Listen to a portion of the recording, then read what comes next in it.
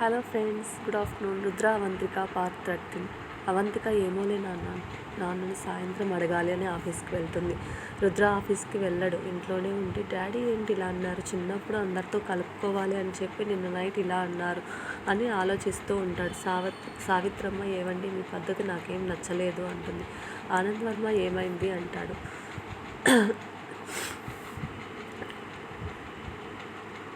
సావిత్రమ్మ నిన్న రాత్రి అబ్బాయితో అలా మాట్లాడడం నాకు నచ్చలేదు. మన పెళ్ళైనప్పటి నుంచి మీరు ఎప్పుడు అలా ఒకరిని తక్కువ చేసి మాట్లాడడం నేను చూడలేదు అని అంటుంది.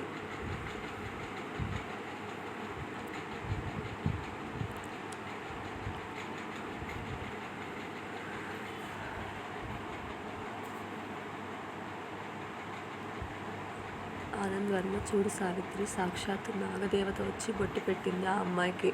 అలాంటిది ఆ అమ్మాయిని చూస్తే నాకెందుకో ఆ అమ్మాయి వెనుక చాలా ప్రమాదాలు ఉన్నాయనిపిస్తోంది అంటాడు. సావిత్రమ్మ అంటే ఏంటి మీరు అనేది, ప్రమాదం ఏంటి అని అంటుంది. ఆనంద్ వర్మ ఆ అమ్మాయి మనం ఎప్పుడూ వెళ్ళి సుబ్రహ్మణ్యపురం అనే ఊరు తలరాతనే మారుస్తుందని శాస్త్రి గారు చెప్పారు అని అంటాడు.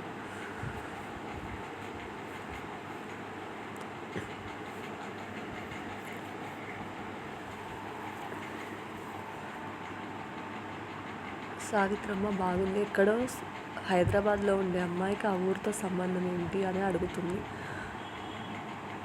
ఆనంద్ వర్మ లేదు, మన అబ్బాయి జీవితంలో ఇలాంటి అమ్మాయి మాత్రం వద్దు, తనను చూస్తే చాలా ప్రమాదాలు ఉన్న అమ్మాయిలాగా ఉంది అని అంటాడు.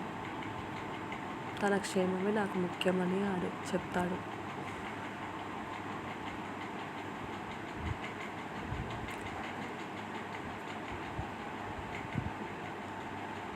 సావిత్రమ్మ ఏంటో అని కిచెన్లోకి వెళ్ళి వంట చేస్తూ ఉంటుంది. రుద్ర ఇప్పటికే 12 అయిందని ఆఫీస్కి వెళ్తాడు.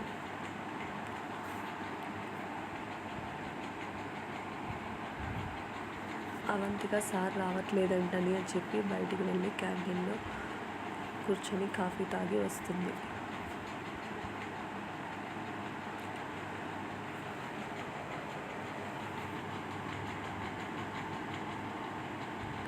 రుద్ర ఇంటి నుండి బయలుదేరి ఆఫీస్కి వెళ్తాడు.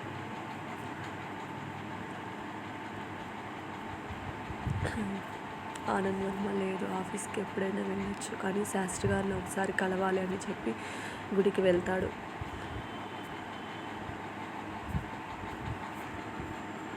సుబ్రహ్మణ్య శాస్త్రి రోజు 12 అయిందని గుడికి తాళం వేసి వెళ్తూ ఉంటాడు. ఆనంద్ వర్మ అప్పుడే గుడి ముందర కారు ఆపి గుడిలోకి వెళ్తాడు.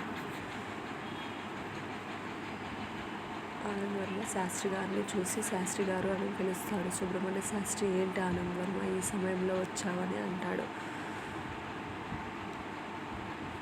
ఆనంద్ వర్మ శాస్త్రి గారు నేను మీతో మాట్లాడాలి అని అంటాడు.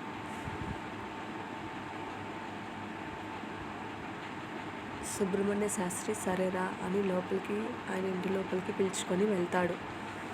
ఇప్పుడు చెప్పు ఏంటి విషయం ఆనంద్ వర్మ అని అంటాడు. ఆనంద్ వర్మ మీరు ఆ రోజు చెప్పారు కదా ఆ అమ్మాయి గురించి, పాము బొట్టు పెట్టిందని చెప్పారు కదా, ఆ అమ్మాయి గురించి మా అబ్బాయి తనని ఇష్టపడుతున్నట్లు నాకు అనిపిస్తోంది.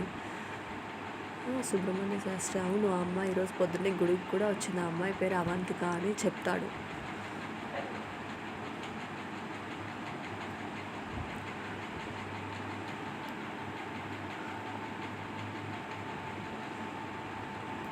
ఆనంద్ వర్మ ఆ అమ్మాయిని నా కొడుకు ఇష్టపడినట్లు అనిపిస్తుంది, బయటికి చెప్పడం లేదు, నాతో ఏమీ మాట్లాడడం లేదు అని అంటాడు.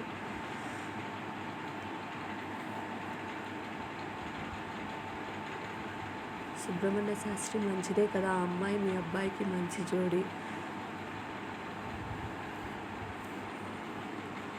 ఆనంద్ వర్మ కానీ ఆ అమ్మాయి వల్ల మా అబ్బాయి జీవితంలో ఇలాంటి చాలా మలుపులు తిరుగుతాయని మీరు అన్నారు కదా, అందుకే నేను టెన్షన్ పడుతున్నాను అని చెప్తాడు.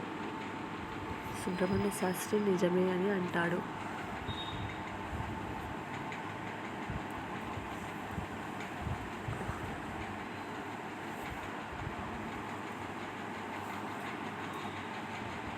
ఆనంద్ వర్మ అందుకే మా అబ్బాయిని తనకి దూరం ఉండమని చెప్పాను అని అంటాడు.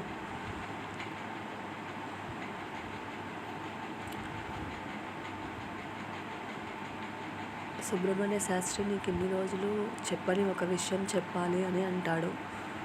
ఆనంద్ వర్మ ఏంటి శాస్త్రి గారు అది అని అంటాడు.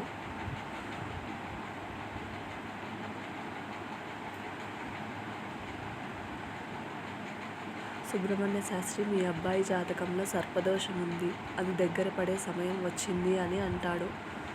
ఆనంద్ వర్మ షాక్ అయ్యి అలానే ఉంటాడు. తర్వాత అప్డేట్లో ఏం జరుగుతుందో చూద్దాం ఫ్రెండ్స్. Bye, take care.